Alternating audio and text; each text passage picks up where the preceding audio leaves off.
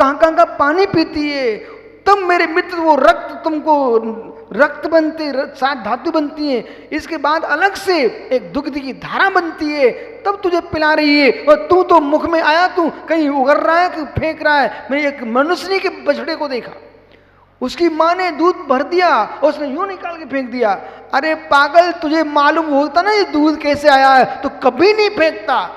ऐसे ज्ञानी तुम जो सुन रहे हो ना, ये कैसे लेके आए हैं तुमको भी पता नहीं है, आपको ये मालूम नहीं है, इसलिए तुम उसको ध्यान से सुन नहीं रहे हो।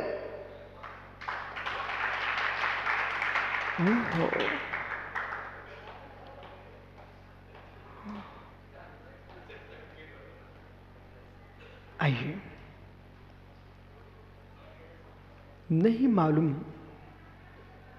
जिस दिन पूर्ण सागर माँ की आंचल की एक बूंद दूध का पता चल जाएगा ना सत्य, उस दिन कभी निकालोगे नहीं मुख से। हे निर्गंत मुनीश्वरों, बेटा उतनी हाथ में ग्रास लेना, ऐसे जमीन में गिराना ना पड़े। सुरेश भैया टीकमगढ़ मित्र उतनी डालना, उतनी देना कि साधु नीचे टपका ना पाए। आपको मालूम होना चाहिए, देश में क्या मधुबन में ही तुमको ऐसे लोग मिल जाएंगे जिनको दूध की बूंद देखने को नहीं मिलते।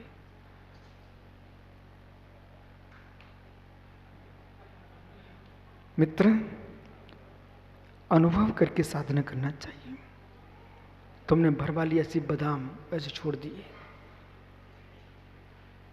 चिड़चिड़ी आ गई, भरवाली ऐसे पेड़े और ऐसे छोड़ दिए।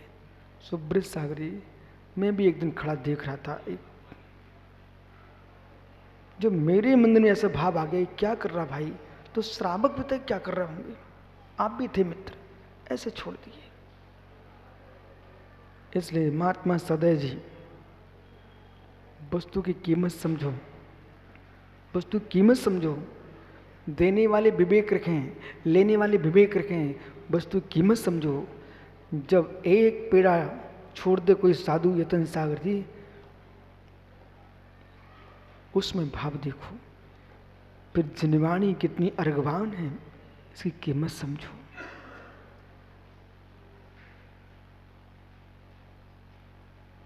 श्रावक एक एक टका कमाता है तब आपको आहार देता है। आपको तो अंजलि में आ गया, यदि विष्णु सागर जी एक पेन भी तुम्हें कोई भेंट करने आया है, मित्र विश्वास रखिए, बहुत सोच के कमा के लाया है, अपन को कमाना नहीं पड़ता ना। इसलिए इस श्रावकों को मैं एक बुद्धि दे रहा हूं, ये देख लो कि महाराज जी के पास जब है ही, तुम तो खरीद के महाराज जी रख लो, तुम पीछे मुड़ो, महाराज दूसरे को पकड़ा देंगे, आप विश्वास मानो।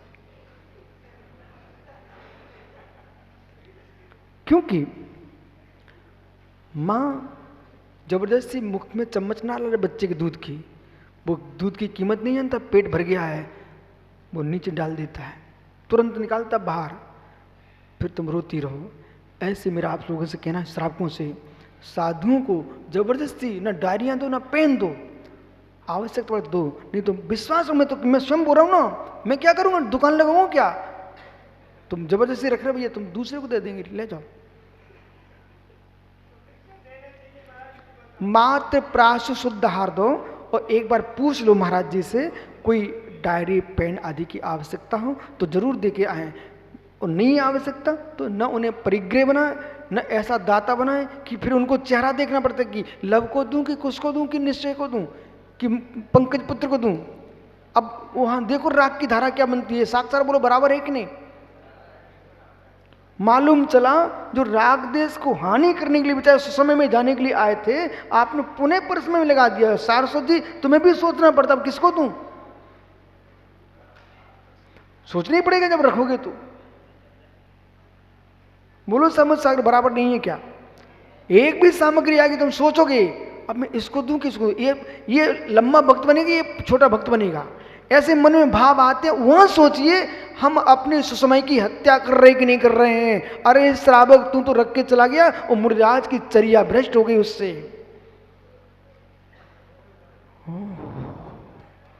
सत्य ये है।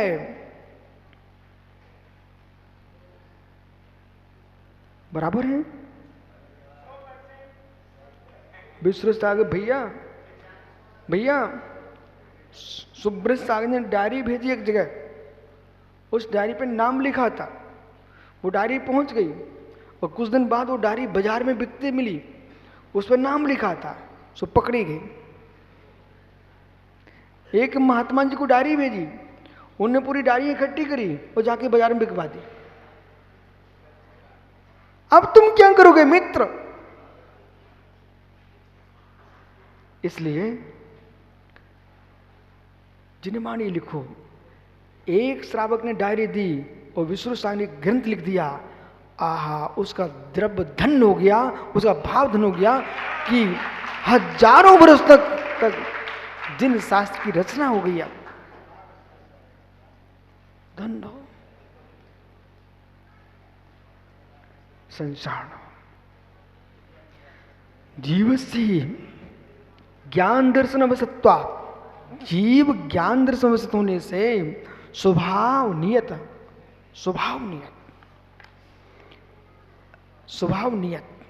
ये बड़ा गहरा शब्द है, समझ तो। हाँ भाई सरस्वत जी, आप जैसे लोग बात करें तो कितना खेद होता है।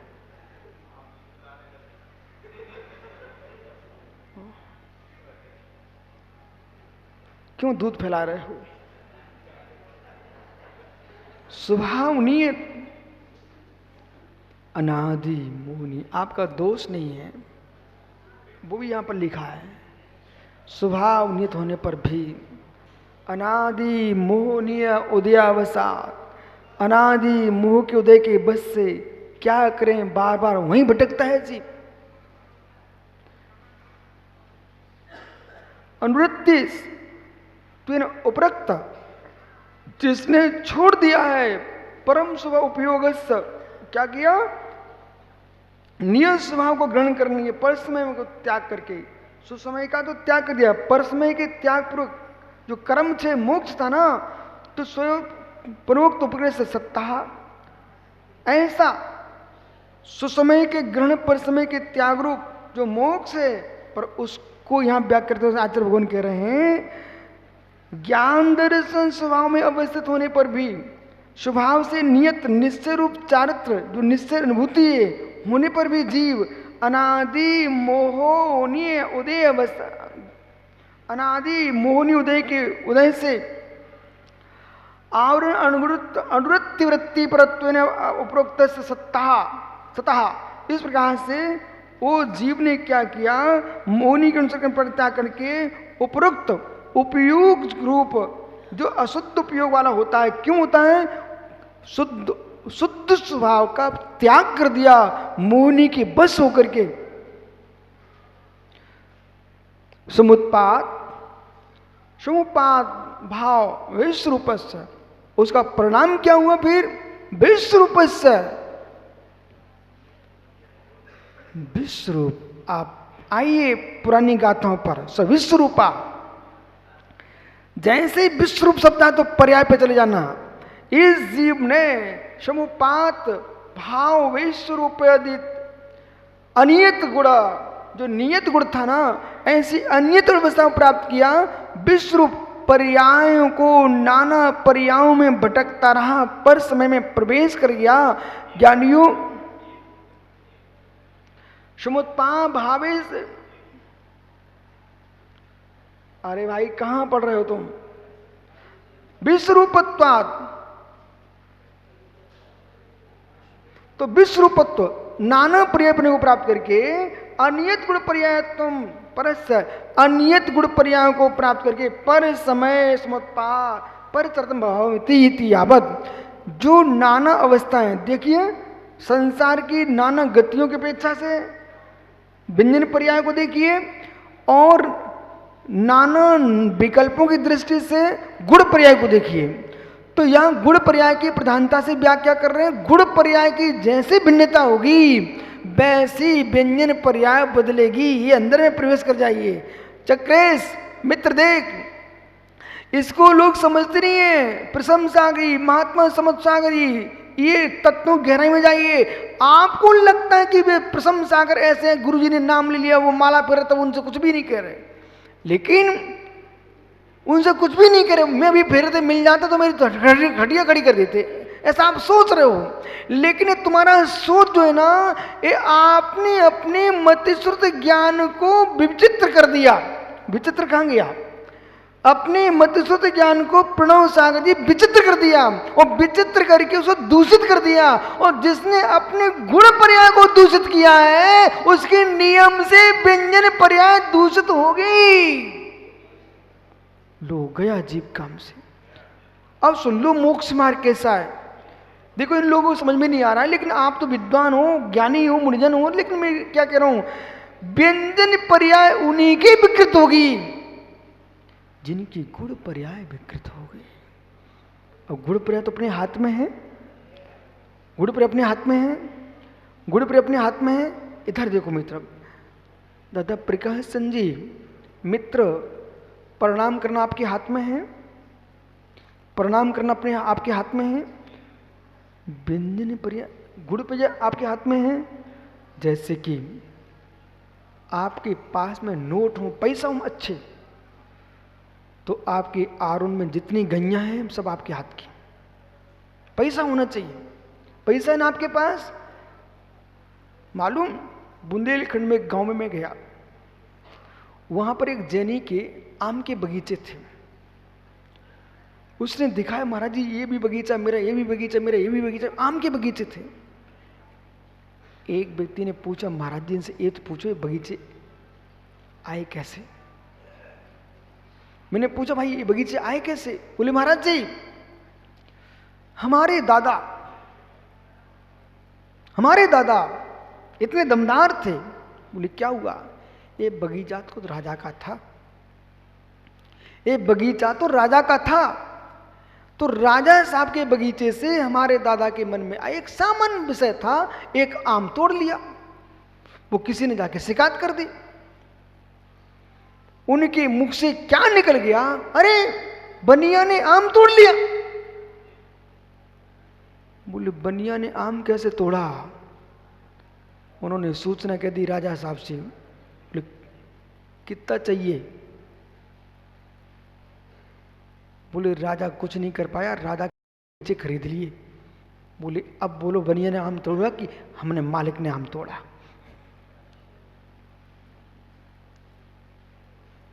रतलाम है, रतलाम में आज भी एक कोठी है वहां के राजा की,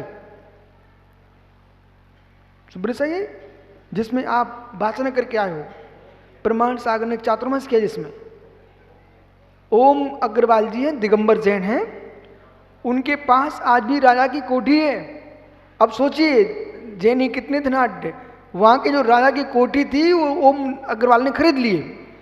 अब विषय ना, बात की बात, पैसा था ना तो कोठी उनके घर में, पैसा था ना, आम के पूरे बगीचे जैन साहब के हो गए।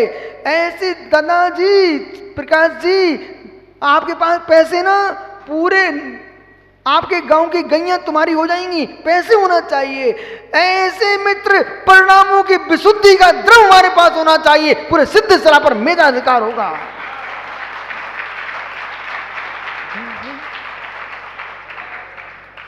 परिणाम होना चाहिए। व्यंजन पर्याय को सुधारने वाला मैं हूं और व्यंजन पर्याय को बिगाड़ने वाला मैं हूं। अब देख लो समर्थ सागी क्या करना है। परिणाम खराब करना तुम्हारे हाथ में और परिणाम सुधारना तुम्हारे हाथ में। जगत तो निमित्त मात्र है, उपादान स्वयं का ही है। इसे आगम मानते हो, जानते तो ऐसा ही है, इसलिए टेंशन फ्री जीवन जियो। जगत को अपना नहीं कर पाएंगे, अपने परिणामों को हम अपना कर सकते हैं। विराज हो गया नहीं?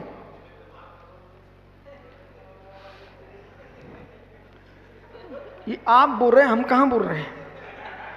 तो समुत्ताह परचित्यावत तस्ती वो बस भाई 3 लाने, चाहे जल्दी सुन लो चाहे दिल लगा दो। तस्य अनादि मुनिया नृत्य, अनादि मुनिया उदया मुहो मुनि उदयात अनुवृत्ति परत्व।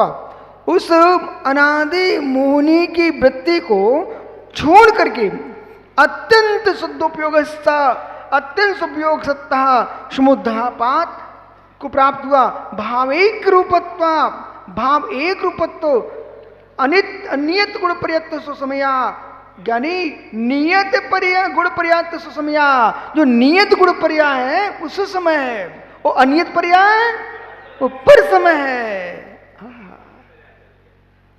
अभी मैं अपने स्वभाव में नियत पर्याय में ही हूं, लेकिन विभाव से अनियत पर्याय में है।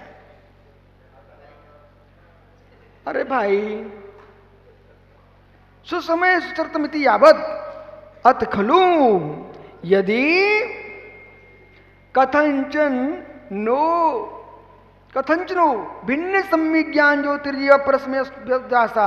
इसलिए ज्ञानी आचार्य भगवान बड़े प्रेम से कह, यदि किसी प्रकार से सम्यक ज्ञान ज्योति के प्रकाश से प्रकट करके, अब मालूम शुभ्र सागरी, यहां तो लिखा था ज्ञान ज्योतिर, और ये महात्मा अरिजित सागर संजय सागर लोग एक दीपक रख दिया, उस ज्योति का ध्यान कर रहे हैं। अरे त्राटक तो हो सकता है, लेकिन केवली नहीं बन सकते दीपक की लो से।